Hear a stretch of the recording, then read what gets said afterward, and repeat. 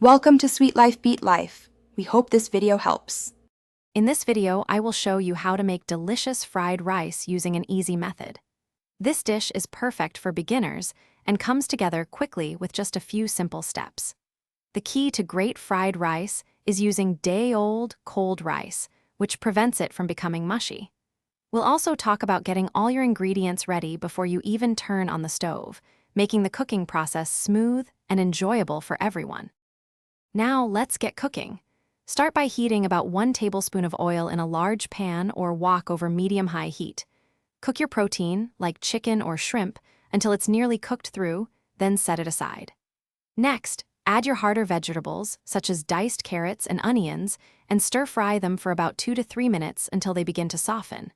This layering of ingredients ensures everything cooks perfectly. It's time to bring everything together. Push your cooked vegetables to one side of the pan and add a lightly beaten egg to the empty space, scrambling it quickly. Once the egg is cooked, add your cold, day-old rice to the pan. Break up any clumps with your spatula. Then, pour in your prepared sauce, which typically includes soy sauce, a touch of sesame oil, and a pinch of sugar. Toss everything vigorously to coat the rice evenly.